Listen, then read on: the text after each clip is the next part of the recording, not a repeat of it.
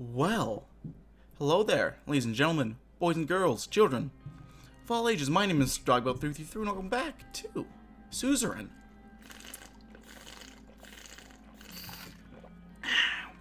Sorry, it's all this presidential duties. It takes it out, but you need to stay hydrated.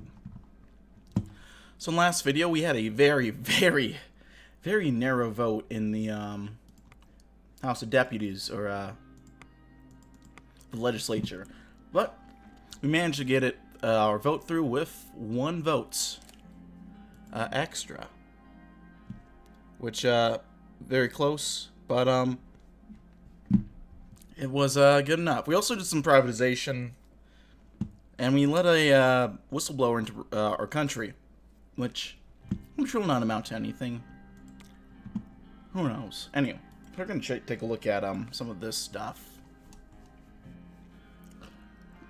Rain meeting us. Yep, and new law of social language vetoed. Yep. And then this is all talking about the washroom summit and the us vetoing that language bill. So let's do let's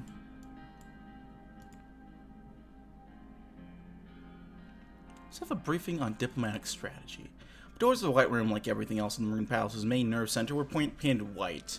I took a deep breath before pushing them open. Time for yet another meeting, at least. So this time it was with people who liked me. The attendees rose up in their seats. Mr. President. Yosef nodded. He and Lucian sat down, while David remained standing. Now that you're here, let's talk about our diplomatic strategy. Mr. President, if I may, I would like to provide you with a short overview of where we are at right now. Go ahead. We have successfully passed trade deals with both Felon and Agnoli, which means we've increased our presence in those regions. These deals were important pieces of leverage, significant first steps in the global arena. We must now look towards the future. Go on. David sat down, pulled out a few papers, and started going through them as he kept talking. Felon and Agnoli were practice runs. We must begin improving our relationships with greater nations. We need to elevate our international standing, especially with the threat of Rumburg looming. Mr. President, you know me. I don't trust the helping hands other countries offer us, for a good reason. But I also know when those helping hands are necessary, and right now we need all the help we can get. I've said this over and over, but I'll repeat it until you get it through your skull. Rumburg will come, sooner or later. The current state of our military, if a Rumburg invasion happens, Swordland will cease to exist. We need allies. We ought to keep General Lanch's... Excuse me. We ought to heed General Lanch's advice, Mr. President. I trust your assessment, Yosef. Thank you, Mr. President. A military perspective is important, but these deals are about more than just gaining allies. We'll also need to consider the benefits to our economies such deals will provide. We may be close to ending the recession, yes, but why not go a step further? Agreed. David took his seat and brought out 2 stacks of documents. At the start of our term, I had a comprehensive trade plan deal laid out. Following the visit on Agnoli, we were to pursue potential trade deals with 2 greater nations. Valkland is one of them, or at least was. Unfortunately, trade deal with them no longer seems possible. Valkland's case, her intentions on the hedge land have been clear for many years. Our dear Agnoli regarding the island did not sit well with them. That's an understatement. The Alliance of Nations has spent years debating the status of held land. Becoming one of the first world leaders to recognize the islands as Agnolian was quite the statement. The alliance with Agnoli itself was also a slap in the face where Valkland was concerned. Now those commies won't be able to invade Agnoli without the facing of the might of a Swordish armed forces. It'll make them think twice. True, but as a result, we won't be able to conduct a trade deal, let alone proceed with any diplomatic missions.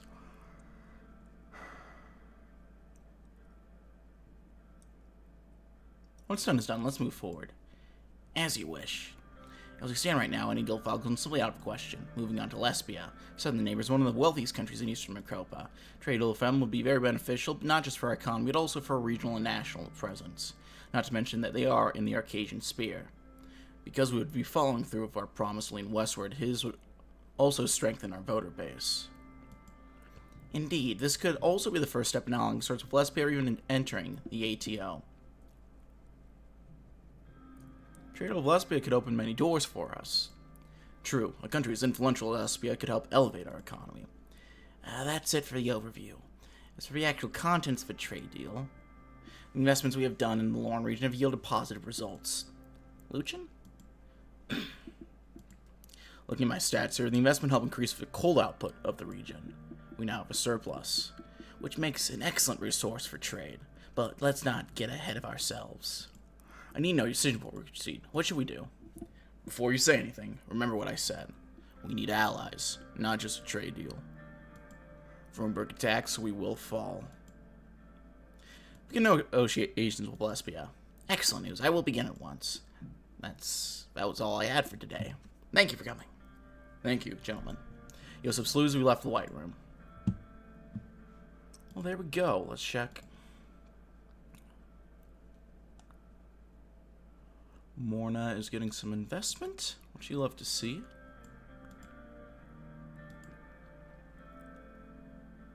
Arvery is having some development go on. You like to see it. Laren's having healthcare improvements. Check the news real quick. Isolated pillowcases in Bergia. Now they're exploding in Bergia. And we're also going to visit Lesbia for a trade deal. Let's have food with the family. I arrived from work, hung my jacket up, and put my briefcase in the hall. I paused, awaited my usual greeting from my wife and daughter. Deanna was out at one of her after-school art classes, I remembered, but where was Monica? From the living room, I heard a muffled sob. I entered and found Monica sitting on the sofa, letter in hands, and a look of despair on her face. Darling, what's wrong? Monica briefly rested her hand on my shoulder and then handed me the letter. It's from the Department of Education. Frank's university exam results are in.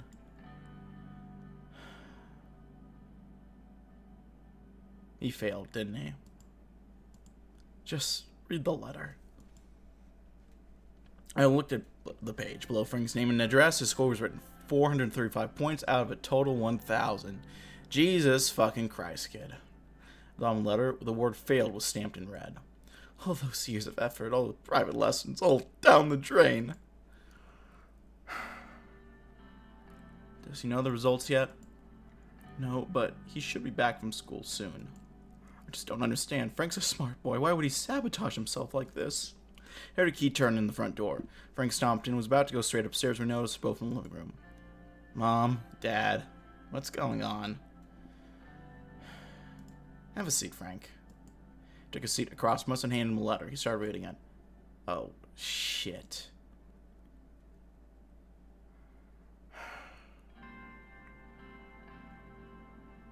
That's all you have to say?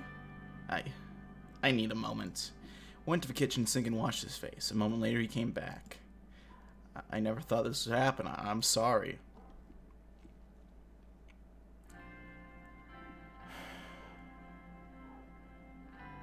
It's not the end of the world. Pretty close, though, isn't it? Frank looked close to tears.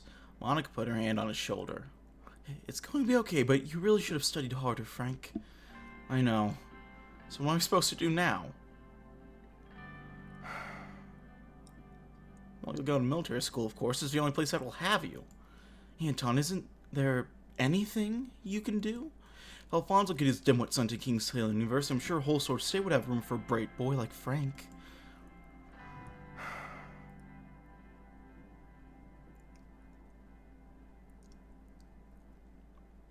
I don't know if I want to take life lessons from Edward Alfonso. Whole Sword State would be amazing. A bunch of my friends are going there. I could still come home to do my laundry.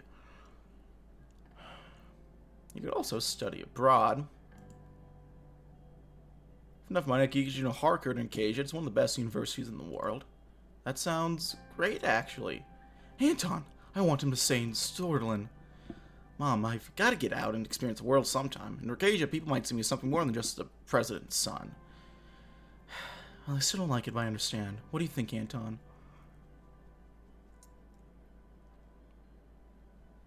Nah. Alright, kid. You're going to Harvard.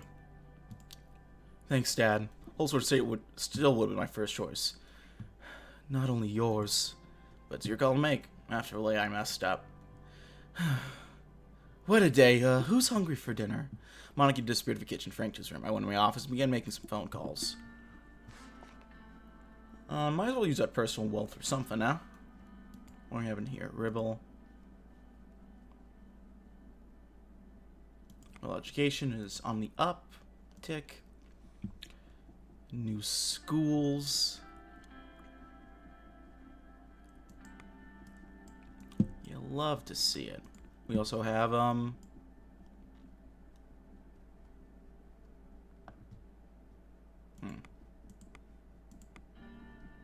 education privatization.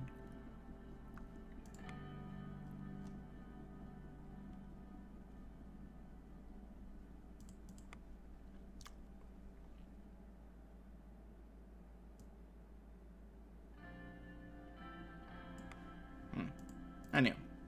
Let's go ahead and get a villain trade deal. Let's see. We're bearing fruit.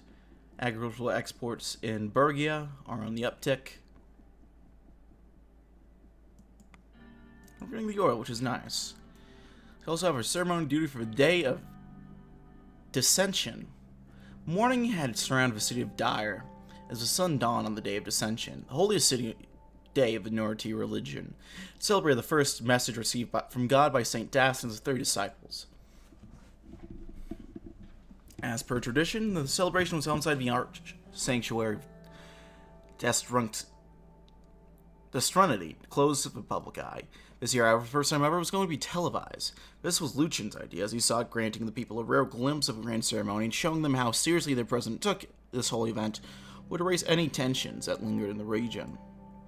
And so we arrived at the largest cathedral in Swordland. A huge crowd gathered around our convoy as our car pulled up to the entrance. This will work out well. Trust me, sir. Of course, that's only if the prayer is done completely correctly. Please don't forget the order. First, you'll need to grasp the holy scepter with your left hand, then touch the altar with your right. Kneel before your archpriest and wait for him to put the sword on your shoulder. Then touch the sword with your hand you touch the altar with. Hand the scepter over to the archpriest and receive the sword before passing it on to the disciple. Very straightforward, isn't it? I didn't understand a word you just said. Just do your best to remember. We can't afford to lose our religious space over this. You'll have to go first. I'll come inside later and we'll meet up after your part's done. Good luck, sir. I exit the garden was greeted by a chorus of cheers and camera flashes. I waved to the people as I made my way to Grand Gates. The arch sanctuary was a sight to see. With its towering visage, it cast a shadow over a large portion of the city. I had to crane my neck to see the narrow spires at the top. Just standing next to it made me feel awe and dread in equal measure. As I reached the gates, I spotted my welcoming committee. The archpriest and his disciples were waiting for my arrival. As my time approached, we all bowed their heads in respect. The archpriest gave me an infectious smile as he straightened it back up. Tall and handsome in his mid-50s, he was one of the youngest and most popular archpriests in history. Some more avid followers even likened him to St.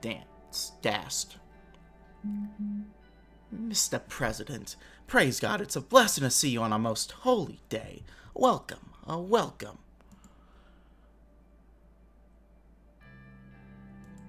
I bowed my head before the archpriest, which triggered a few murmurs of approval from the crowd.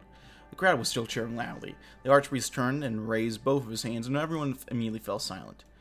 Oh, great people of Swordland, once again we are gathered here to honor the day of Dissension. I'm indescribably happy to be sharing this moment with you as well as every blood and sword, old and young, tuning into their television to watch this holy commemoration. Along the leader of our great nation, I say, let the holy day begin. Stay far from the evil, O sons and daughters, evil hides itself under many disguises such as blasphemy, apostasy, and even alcohol. Be good, my children. Praise God. Praise Swordland. He smiled beatifically yet the crowd burst in raptures of applause. After society, he turned on me. Shall we move inside for your confession?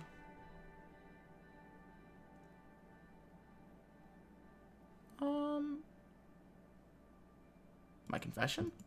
Yes, just like last year. Every man must confess before the holy ceremony begins. He walked me through the main hall, which had a atmospheric ceiling and numerous icons lining the walls. We walked up a creaking spiral staircase to the top floor and finally arrived in front of the confession chamber. Right this way. He gestured towards a chair in the dark room. The room smelled of old mahogany and scented candles. The archpriest proceeded to light each and every one of the candles, one for each virtue and vice. "I'll be right with you." He left the room. A minute later, I heard the voice of a sliding window right next to me. He spoke with a very soft voice. "Anton Rain, speak. Speak and confess now before the one God, and may he repent your sins on this most holy day of dissension." Confess I've been a bad husband. Family's most is a cornerstone of society. Under the watchful eyes of a God, men are required to protect their wives and families. But God created us as complex creatures. At times, conflict rises among us. Tell me, what was your sin? I failed to support my wife at the Benfey Festival. A husband must support his wife. You have taken the vows and you must uphold them. In this case, however, it is different. One's place is beside a family, not political podiums. Anything else you want to confess? Confess I'm not sure what I'm doing for Swordland's enough. You do carry a heavy burden on his shoulders.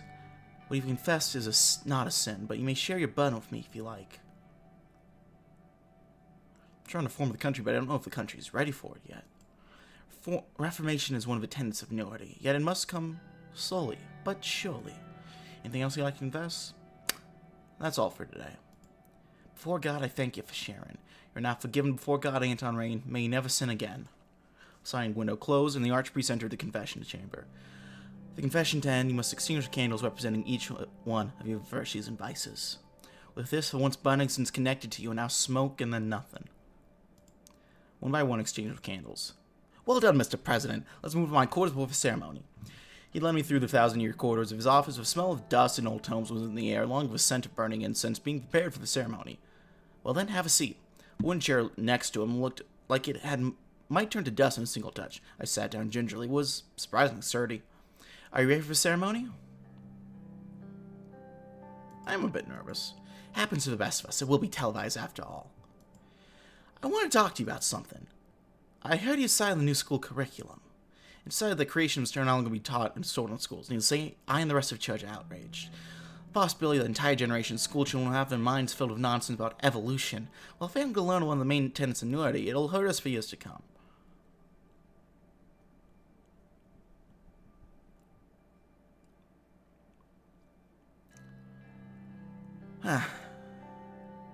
Didn't want to ban creation. There were extenuating circumstances.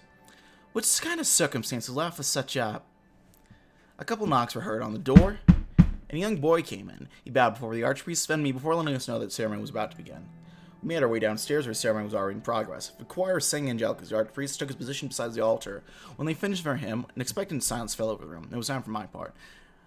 Started my walk, bowed, and approached the altar. Okay, so gotta grab it with my left hand, then touch the altar with my right.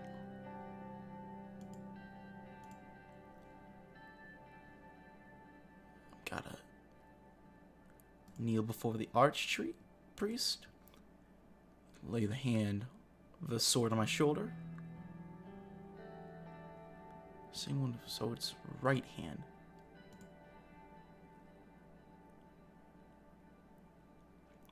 Hand of scepter to the archpriest.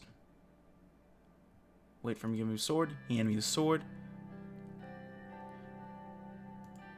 Passed over to Stiple. The goblin whispered to proceed my designated spot next to Lucian. He leaned over and whispered in my ear.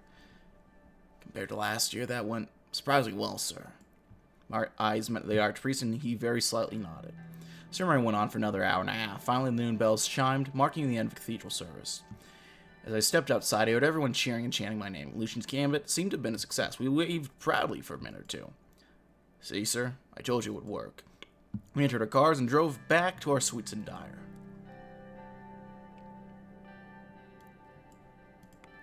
Well, we got, nice display of unity done. Now we have a dinner with Justice Isabel.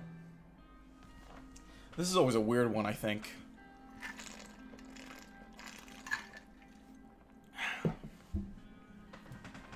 Nia Morgna arranged a dinner meeting with Justice Isabel Edmonds this evening.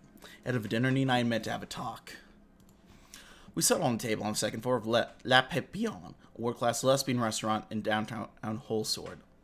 The whole floor was reserved for us, and the music coming from downstairs was enough to guard our voices from potential eavesdroppers. Still can't believe Sol came to the vote. I'm sure he has also presented the justice of the court right after the win. I can't speak any sense into them.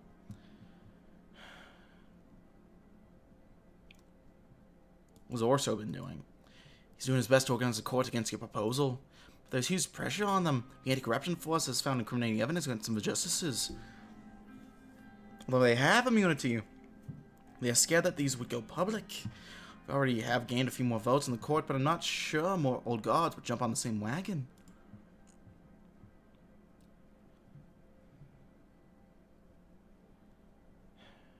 We have to keep up the pressure. The investigation is still going, Mr. President. The pressure will build up. Let's talk about our next steps. Well, the next step is speaking to Isabel and making sure she votes for the proposal, but also, we propose this in bound respect. Did you decide on the entree, sir? We have a guest coming. We'll wait for her to order. Of course, sir. I'll be around. He went downstairs again. And he took a sip from a glass of water and looked at me.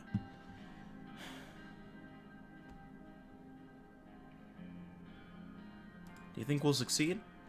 Yes, I believe we're in a good position now. The anti-corruption force helps a lot. We only need either Isabel or Heron's votes. She smiled. Come, Mr. President, don't overthink this. We just need to focus on Isabel. But anyway.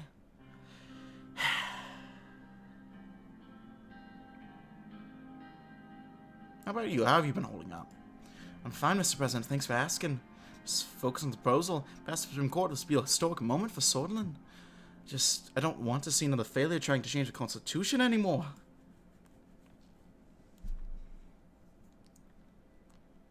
Me neither, Mrs. Morgna. We have to make sure we succeed. I've done my best so far, Mr. President. It's up to you now to persuade Isabel. So that's the remaining piece of the puzzle. We're close to finalizing, but that idea alone is enough to make me a little stressed. Don't worry, we've got this. I hope we succeed.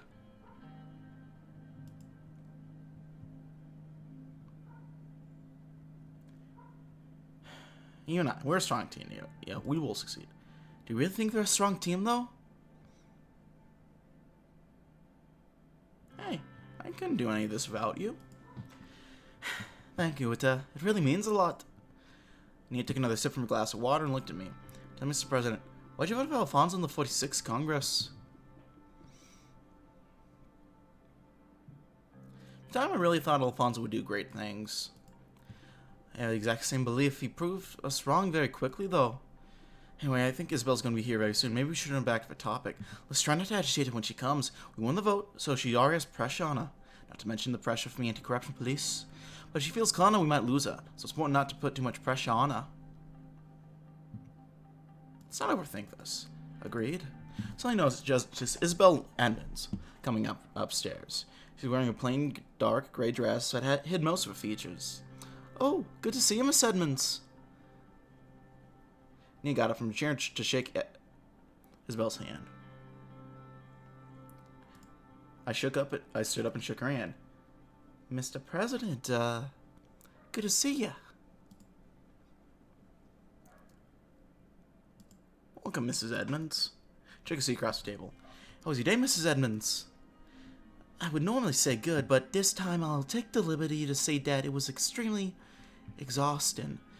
Heavy court matters again. Not that I'm complaining. Suddenly the waiter approached us. Are you ready to give the order, sir, madam? I'll have the, sauté palace, please. As you wish. Miss Edmonds? I'll have a salad, thank you. I'll have the salad, thank you. Of course, and you, sir? I'll have the salad, too. I think that somehow matters for some reason, just in case. Perfect. Took a quick notes in his tiny notebook. I'll be back shortly. He went downstairs, leaving Sloan up her floor again. We want to cooperate with you, Mrs. Edmonds. That's very welcome, Mr. President. I want the same thing.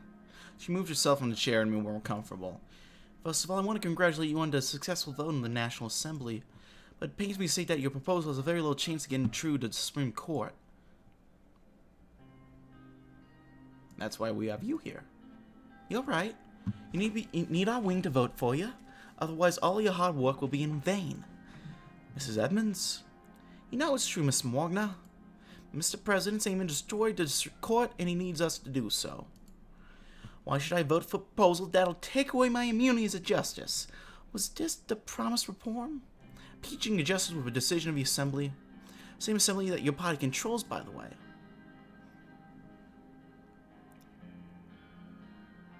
Let's see, I think it's,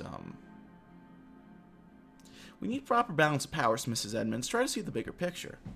Proper? You're already trying to take away our right to vote on constitutional legislation. No, also open a way to impeach us, are you not? At that moment, the waiter came back from downstairs carrying plates of food. After seeing that we were in some discussion, he averted his eyes as he approached us. He quickly started serving food and refilled our glasses. Placed his plate of salad lucho in front of me. It looked very fresh and smelled of olive oil. I was very hungry. Bon appetit. Thank you. It looks delicious. We bowed to us and quickly went downstairs. We wished each other a good meal, and as Isabel and Nia slowly started to eat. So, Mrs. Edmonds, are you still thinking the same thing about the old god? Of course, nothing has changed. That's good. We still have that in common. That doesn't mean I'll accept my proposal to any proposals the old god opposes, nor it means I'll put the whole court under the bus. The impeachment clause about the justices affects all of us, after all. I understand your concerns. I also do not agree with that clause. But we must start somewhere. I'm supporting the president because he made this proposal with good intentions. Tell me, Mr. President, what are your real intentions?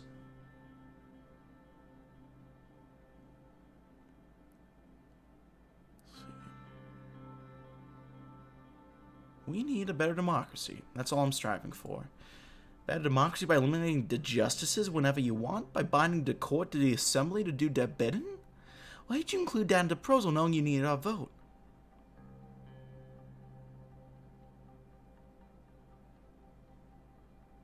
I thought you would agree that I believe that respectable justices like you are against field guard. Look, I'm in opposition to them and definitely stand against their dominance, but this is not the way. But let's say the proposal goes through. What will be your next move? We're going to ensure that the new processes are respected and executed in transparency. I see.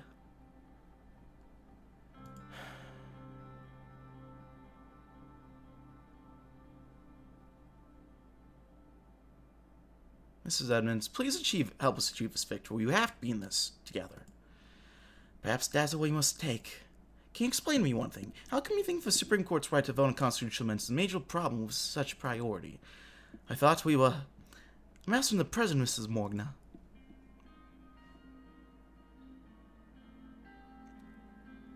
The judiciary should not have legislative power, Miss Edmonds. So that's your position. That's right, accent. I see. I don't know what to say, Mr. President. I want the old guard not as much as you, but I'm torn about this proposal.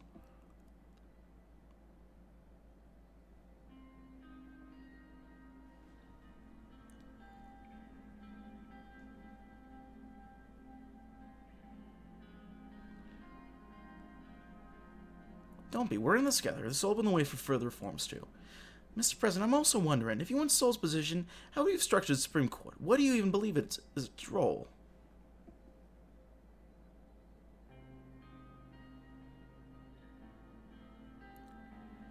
Well, it must have the power of judicial review and to strike down laws that are against the Constitution. So what do you think about the judicial review? Well, it plays an essential role in ensuring that each branch of government recognizes the limits of its power. Precisely. I'm glad we agree on that. Isabel went on to finish the remainder of her salad. So, Mrs. Edmonds, what are you thinking? I want to help you, Miss Morgana, but if I give you the power to impeach us today, what's going to happen tomorrow? Can you even give me any guarantees that this will not result in destruction of the court?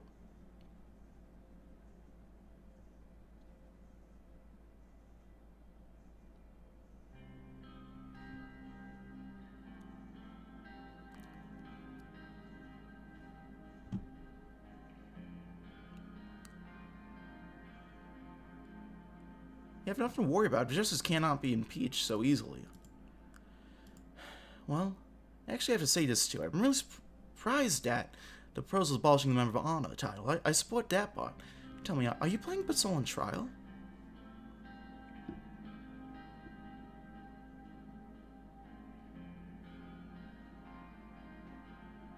Yes, he should be properly investigated and finally answer for his crimes. I see. So like that, the proposal includes time limits. That's another good point. Anyway, I don't have much else to say. You've decided then. Let's see.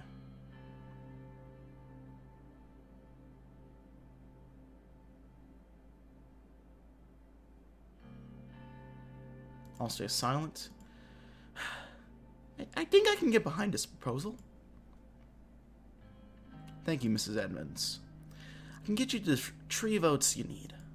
When you're already someone inclined to vote for the proposal, I'll talk with my group. Thank you. That's great to hear that you will support us. Thank you. I see that we'll finish our meals too. I think it's time to conclude this meeting. Thank you for inviting me here, Mr. President. Thank you for coming. She stood up and shook my hand. Thank you for the meeting, Mrs. Edmonds. Likewise. Isabel took her coat and walked downstairs, and he and I looked at each other. That's good news.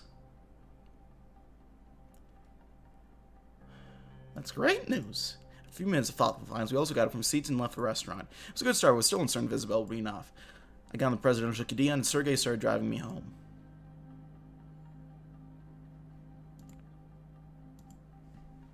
Could also reach out to Garchi, or Garachi.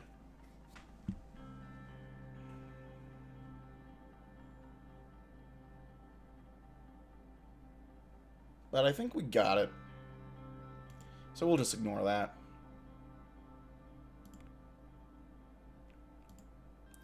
Back at the office, I was eagerly waiting for a decision of the Supreme Court regarding our changes of Constitution. I stood from my chair and looked out the window. Peter and Pascal were with me too. Peter was slouching on the couch on the right side of the office and staring at the ceiling. Pascal sat across from me. He was also eagerly waiting for the results. The whole process has been tough on all of us, but now there is nothing left to do but wait for the justices to cast their votes.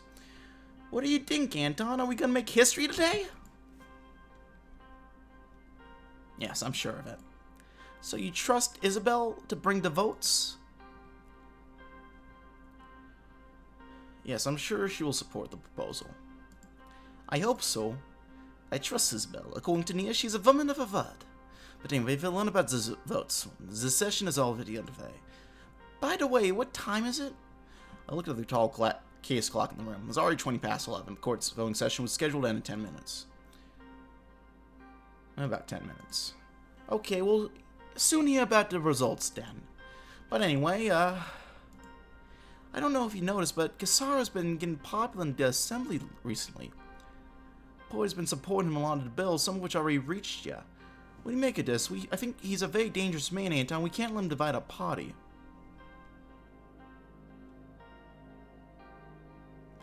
I agree, I have to watch him closely. His party only holds 40 seats, Anton, and he manages to pass bills. That man is trouble. Maybe we shouldn't allow a party to be so generous with what they support. Suddenly Olivia entered the room. Her hands was a large object wrapped in straw paper. Good day to you, Mr. President. Mr. Benoit, am I interrupting you?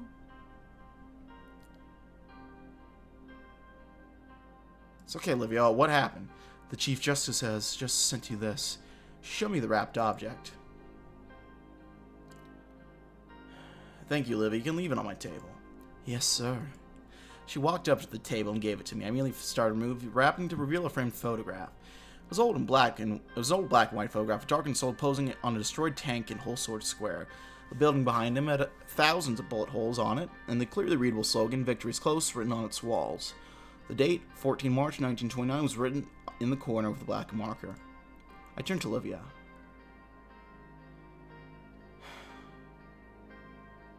Thanks, Olivia. You can go now. Olivia turned to leave. Hi, Olivia. Noticing Peter on the couch, Olivia reddened slightly. She gave a small wave, which Peter returned. Mr. Vice President, I'll be leaving now. As soon as she left the room, Peter came up next to me and took a look at the photograph. Nice present. Yeah. A painting of Tarkin's soul. What a nice present.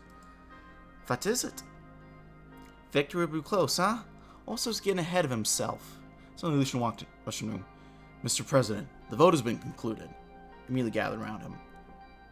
Congratulations, sir. The constitutional change was finalized with 6 of the justices voting for the proposal. Yes! Peter jumped up and down like a little kid. Yeah! Congratulations, everybody. This is a historic moment, Anton. We've changed Seoul's constitution to 29. I'm without words. This is just the beginning. Hell yeah, it is. Peter approached to give me a hug. We hugged each other. He did well, Anton. Congratulations, sir. Today's a big day. Let's also start preparing a speech and announce the changes, sir. Go ahead and reach out to the cabinet. We can celebrate this together over a meeting. All of us immediately got to work to plan our next steps after the Supreme Court victory. So what do we got? Law.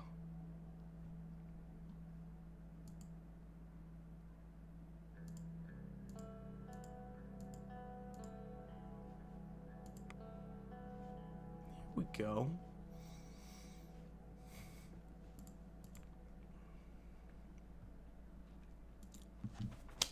Lucian stood upright, holding a large folder of files under his arms. He bowed in acknowledgement. He looked exhausted. The cabinet is gathered in the light room, sir. The Vice President will be opening the session soon. We can go in whenever you're ready. Anything you want to say before we go in? I only want to congratulate you again, sir. You wrote history. I couldn't have done without you. He slightly bowed his head. He gestured for a door. I think we should go, sir. Vice President Vector must have started the session already. Lucian held the door for me, and we both left in the office for the White Room. When we entered the room, Peter was speaking to the cabinet members, who were already seated around the table. As soon as they noticed me, they all stood up. Good day, everyone. Have a seat. Peter turned towards me. Everyone except him took their seats. He stood right next to my chair in the middle. And here's our president.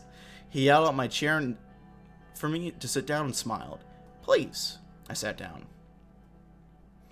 What's on our agenda? We'll be discussing our current status and planning the remainder of our term. Peter walked to his seat but didn't sit down. He took a look at the ministers. Now that Mr. President's here, we can begin the meeting. I know that some of you have had your concerns about our style governance so far. There will be a time to speak up about these in the meeting today. But also thank you for all your hard work so far. We are very lucky to have a team like this. All of you have been invaluable to this administration. Having said that, now we reach a critical point of our term. We're nearing the end. We have successfully made changes to the Soviet Constitution. This is a historic accomplishment. Without this team, it couldn't have been possible. The new Constitution has brought us one step closer to the Soviet stream. We should be proud for having strengthened our democracy. Our success with these changes has brought with it great support. Our party, which was divided at the beginning of our term, is finally coming together once more. So let's start the meeting with a brief look at some reports. And we'll stack papers in front of them. According to the latest polls, we have seen a decrease in our population. Public opinion has shrunk since we took office. Despite everything, the state of our economy is in very good shape. We've stopped the recession. If everything looks well, it's a matter of time that people will feel its results. Our economy is looking good. This is time to give the best we can for this administration and for Sordlin. I'll give the word to the President now. Thank you, Peter.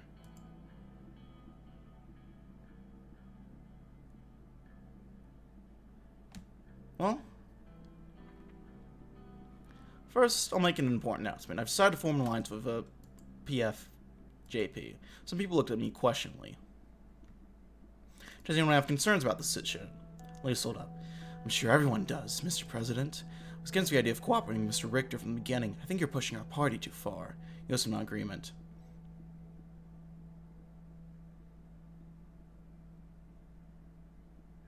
I disagree. I have much in common with Mr. Richter, and alliance with him is beneficial for our party.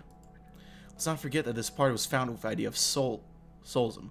We have nothing in common with anti-Solist liberals. You can try, but you cannot force us to change our values. I appreciate your opinion, but the alliance is going to happen. Shidikirsi Pascal Katin. I think it is a very clever decision. We have shown Sordlins that our parties can cooperate and work together to bring change. I think we have many shared values with Mr. Victor. It is manageable. Thank you for your comments. Let's move on. Next, I got an achievement. That's part of the reason I did that. Next, I want to talk about our new focus and some of my plans forward.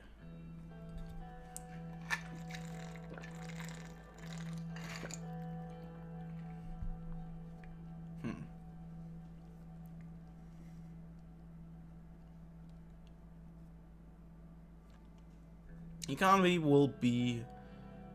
Well, it's actually... Public opinion is concerned. We must focus on campaigning for next election already. We should not agreement. We should put more focus on our constitutional victory. There's a mixed response. The majority seem to be in agreement with me. For no comments, I want to talk about another plan.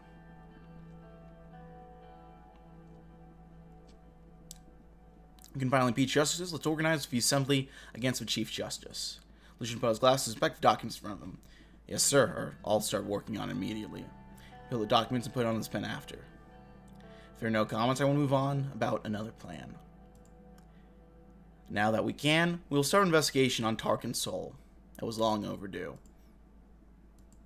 Yosef narrowed his eyes and stared at me. I couldn't help but feel uncomfortable. Lou stood up and took a long look at the ministers around the table. I have no words, and nobody else is going to react? I cannot believe this administration comes from USP. Thank you for your comments, but I've already decided. You will not sit idly against your attacks, Mr. President. Let's just move on, Mrs. Graff. If there are no comments, let's move on with the meeting. Next, I want to hear brief reports from each ministry. Peter gestured to Simon and immediately stood up. Mr. President, dear colleagues, Mr. Vice President was pretty on point with a summary of the current economic situation. The recent recession has been brought under control, and initial economic displays shows a GDP growth of at least 2% this year. Thanks to our balanced budget, we are eyeing a sizable reduction in our national debt at the end of the term. My economic projections hold up, along with the current trend, of course. On the other hand, unemployment has greatly declined. We have managed to cut it by almost 60% since we took office. It's currently projected to be 6.6% this year, a great achievement. We successfully put millions of people back to work. Great news. Any other concerning developments? Well, I don't want to go into too much detail right now, but apart from that, I'll finish with an update on our latest project. Manager reported that everything's going well and very fast with Sarna Agricultural Zone. I'll keep it brief for the sake of all meeting, and then my report on that note. Thank you, Mr. Hull. I'll also keep it brief, Mr. President. Trade deal with Valens increase our agriculture exports from the Burgia region. We're slowly but surely reigniting our agricultural production. Our ministry is aiding farmers with government subsidies. We're still sure this will have a positive reflection on our economy in the near future. That would be all for me. Thank you, Mr. Manger. Next to Pascal. Mr. President, there are currently no major problems with the Ministry of Health. We are currently investigating some reports of a small polio outbreak along a village called Jaime. I believe we can get into more detail in our policy meeting. Thank you, Mr. Benwall. Joseph stepped up. The Ministry of Defense has a very important report regarding our situation with Rumberg. The investigation showed that Rumberg was in fact weaponizing rebels against our state. We have learned that they have been aiding the Bluish rebels in Velen too. Our military must stand ready for any possible attack coming from Rumberg. We've gathered intelligence regarding the military research and production. They're building a massive army. Our military forces don't have the budget to prepare against such a force. We cannot allow them to threaten us like this.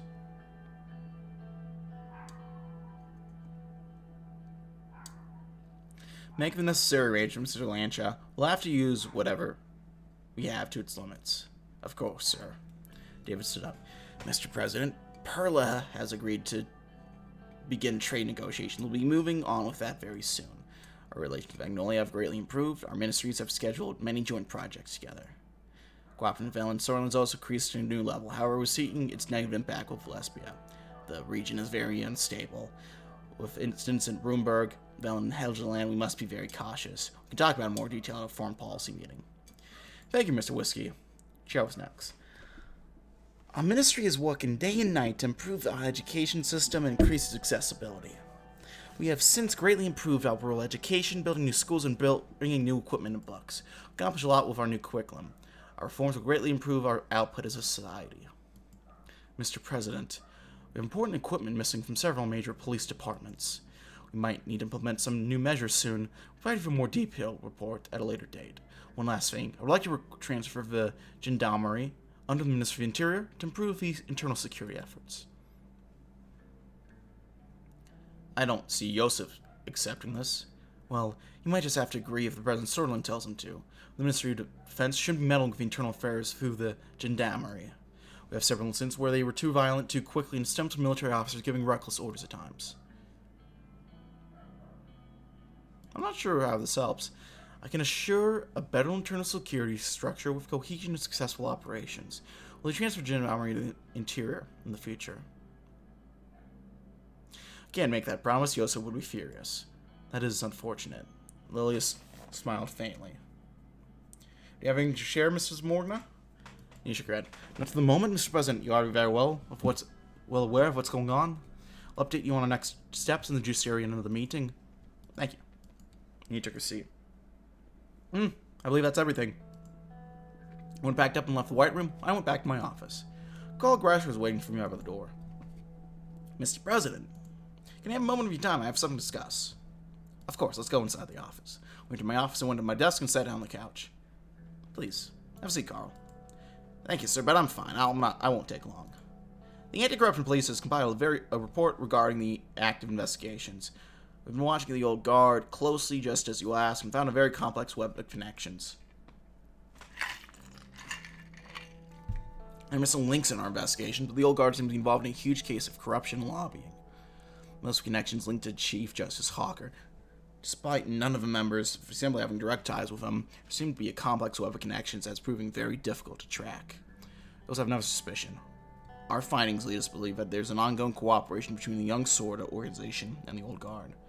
While this is huge, it's very difficult to create a strong case at the moment, but the justices of the court no longer enjoy absolute immunity before the law. If we decide to proceed, we can possibly take the old guard down in a legal way. Proceed with a legal case, we can finally get them. Yes, sir. I'll give you an update soon. Also sending the detailed report of our previous findings. Thank you for your time. Thank you, Carl. He bowed his head and left the office. The last 2.5 years had gone by so fast. And we still got a lot of stuff going on, don't we? See, gang violence is diminishing? Agricultural zone is coming along.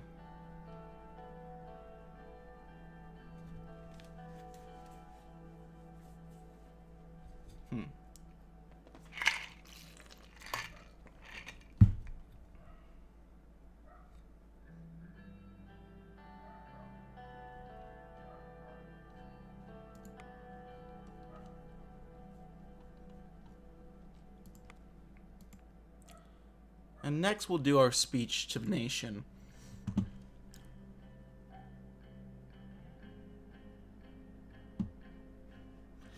Lucia and I walked to my office in the Moon Palace to make my address to the nation's speech. It was unusually crowded today. Cameras, lights, and microphones were set in place, and the crew was standing by, ready to start filming.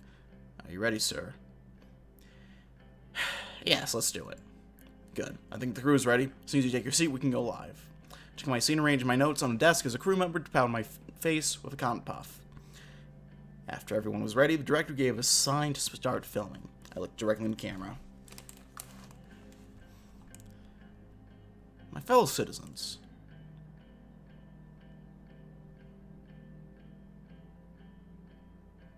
I'm happy to have this opportunity to talk to you about the changes that we've undertaken in Sutherland. 2 years ago, I spoke to you of change, and we have accomplished that.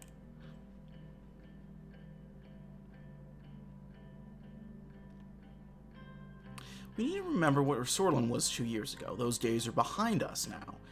The change we brought has been real.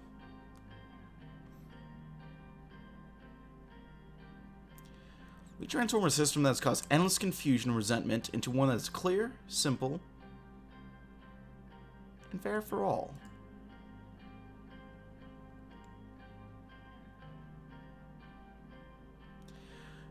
By now, I'm sure you have one question on your minds. Will our reforms help you? You bet they will. We've seen them as a democratization of Sutherland because they closed loopholes that benefited a privileged few. New term limits will ensure that no single person can block change when it's most needed.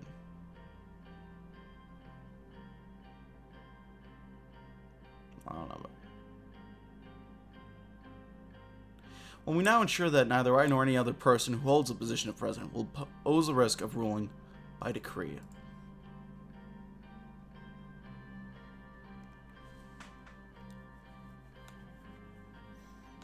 Beyond this, we intend to strengthen the democratic freedoms of every sort of citizen.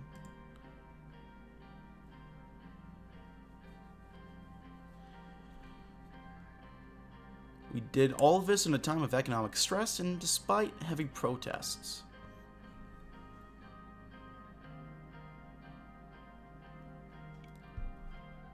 The new changes in our system have planted the seeds for untold future successes. Pause to take a deep breath. We will not rest until every sort of citizens enjoys the freedom, dignity, and opportunity that is our birthright.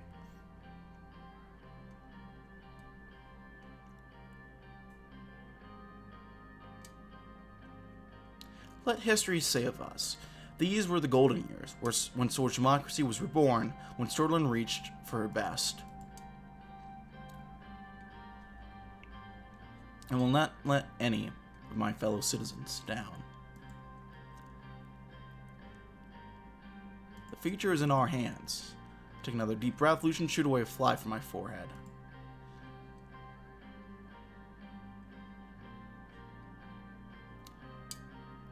For Sorlin, a vision that sees tomorrow dreams in the learning and hard work we do today.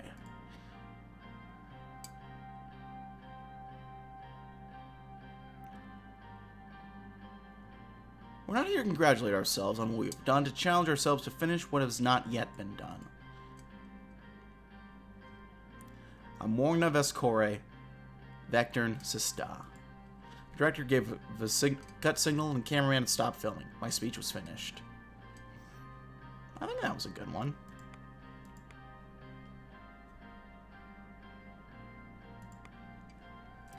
And we'll just have to see how all this ends up playing out later, won't we? Because I gotta cut the video here, ladies and gentlemen. Thank you for watching, however. If you liked this video, leave a like. If not, feel free to dislike. If you want to see more of this content, features sub button for uploads weekdays as well as occasionally Saturdays. If you have any comments, feedback, concern, and sort of leave in the comment section below. I read all the comments. I again appreciate any all feedback you might have for me. If you want to chat, play games, anything sort, check out my Discord down below. If you want to see me do sort of live, I have a Twitch. If you want to send a few bucks my way every month, I have a Patreon. If you want to see me do non-gaming related stuff, I have a second channel, all which down in the description box below. I thank you all for watching, and I'll see you next time. Bye-bye.